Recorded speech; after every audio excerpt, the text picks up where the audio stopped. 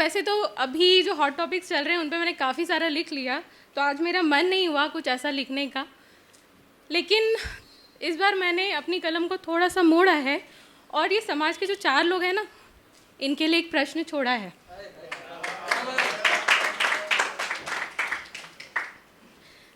तो समाज के ये 4 लोग, उन्हें किसने ये हक दिया, उन्हें किसने ये हक दिया कि वो मुझ पर उंगली उठाएं? क्या सही है क्या गलत है ये मुझको समझाएं, कब क्या कहाँ कितना बोलना है ये मुझको सिखाएं, या मेरी गलतियों को बार बार मेरे ही सामने दोहराएं। Thank you. इतनी मोटी हो डाइटिंग क्यों नहीं करती, माचिस की तीली हो क्या मम्मी खाना नहीं देती, काली हो बेसन से नहा लो, गोरी हो अपनी नजर उतरवा लो। ये समाज के 4 लोग क्या मेरा वजन उठाएंगे, या जिन रातों में मैं भूखी सोई मुझे आकर खाना खिलाएंगे? बारिश में टपक रही थी छत, बारिश में टपक रही थी छत, क्या ये बनवाएंगे, या जमीन पे सोई हूं तो मेरे लिए बिस्तर बिछाएंगे?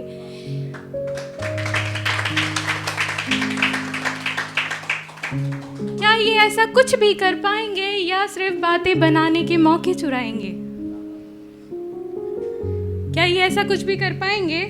ना मेरे पिता के झुके हुए कंधों से, ना मेरी माँ के हाथों के छालों से, इन्हें सरोकार है तो बस घर लौटते समय मेरे बिखरे बालों से। मेरे कपड़े सही तो है ना, कुछ इधर या उधर तो नहीं है ना? इतने प्रश्न उठाते हैं जो, क्या मेरी जिंदगी के मसीहा है वो? नहीं। दिन भर बाहर भटकती रहती है, बच्चे बिगड़ रहे ध्यान नहीं देती है, बनाव श्रृंगार से फुर्सत ही कहाँ है, आजकल बहुओं को बड़ों की इज्जत ही कहाँ है।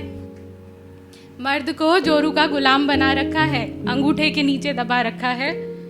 ये 4 लोग जो चाहते हैं मुझे हर रोज आईना दिखाएं, इन्हें किसने हक दिया कि ये मुझ पर उंगली उठाएं?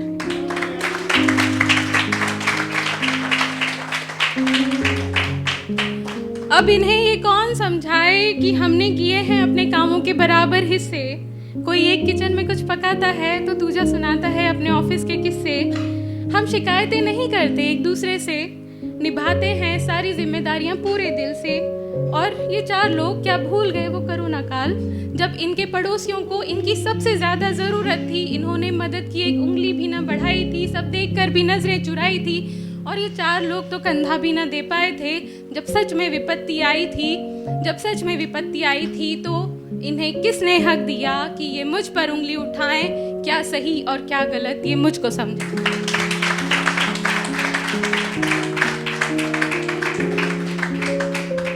धन्यवाद। और ये तो एक समाज का सत्य था, एक रिश्तों का अंतिम सत्य या जीवन का अंतिम सत्य हम सभी जानते हैं, लेकिन फिर भी मोह में पड़े रहते हैं। तो उसी पे कुछ लिखा था कि हक जताना छोड़ दिया हमने अब, कि ये रिश्ते न ये मकान साथ जाएंगे, शरीर मिट्टी हो जाएगा एक दिन, खाली हाथ आए थे खाली ही जाएंगे। जिन्हें समझते रहे हम अपना, जिन्हें समझते रहे हम अपना, वो भी कब तक साथ निभाएंगे। पैमाना लबरेज होगा चाहतों का एक दिन, पैमाना लबरेज होगा चाहतों का एक दिन, और हम छलक जाएंगे। खून से सींचा जिन रिश्तों को वो भी यहीं रह जाएंगे, और जिनकी सुबह हमसे ही होती थी कभी, उनको भी हम नजर न आएंगे। और आखिरी के 2 बंद मैरिड लोग रिलेट कर पाएंगे, स्पेशली मैंने विमेंस को इसमें इंडिकेट किया है।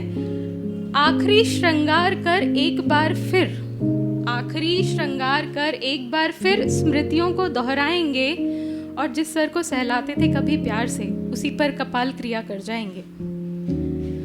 और हमें याद करने के भी वो कब तक बहाने बनाएंगे, हमें याद करने के भी वो कब तक बहाने बनाएंगे। देखे अंतिम विदाई शमशान में, ब्रह्म भोज में सबको मिष्ठान खिलाएंगे।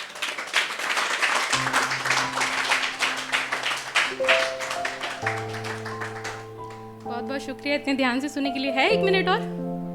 चलिए, तो सब हुनरमंद और कलाकारों के नाम एक छोटी सी नज़्म कि कागज़ की कश्ती से ज़िंदगी के दरिया पार नहीं होते, कागज़ की कश्ती से ज़िंदगी के दरिया पार नहीं होते, अपनों से दूर रह के खुशियों के संसार नहीं होते। पतवार को पंख बनाकर उड़ जाते हैं ऊंचे गगन में, पतवार को पंख बनाकर उड़ जाते हैं ऊंचे गगन में। तूफानों से घबराने वाले शहसवार नहीं होते। गर मजबूत हो रिश्तों की नींव तो गर मजबूत हो विश्वास की नींव तो रिश्ते तार तार नहीं होते। और औकात देखकर बदल जाए इतने कच्चे तो एतबार नहीं होते। औकात देखकर बदल जाए इतने कच्चे तो एतबार नहीं होते। बेचनी पड़ती है नींद, गिरवी हो जाते हैं ख्वाब भी। आलस को गले लगाने वालों के लिए चमत्कार नहीं होते। और आखिरी बंद आप सभी को डेडिकेट। पत्थरों को तराश देते हैं हुनरमंद अपने हुनर के औजारों से, पत्थरों को तराश देते हैं हुनरमंद अपने हुनर के औजारों से। पराई कलाकृतियों को खुद का लेबल लगाने वाले कलाकार नहीं होते, कलाकार नहीं होते। Thank you so much. और आप सभी लोग जो लिखते हैं, क्योंकि प्रोटेस्ट हमेशा हो ज़रूरी नहीं, लेकिन हमारी कलम में हमेशा वो स्पार्क रहना चाहिए। तो सभी से मेरी रिक्वेस्ट है कि बहुत लिख लिया प्रेम और विरह, अब अपनी कलम को स्त्री सम्मान में उठा लो। धार पैनी कर लो अपने शब्दों की, कभी बर्छी कभी कटार तो कभी तलवार बना लो, कभी बर्छी कभी कटार तो कभी तलवार बना लो।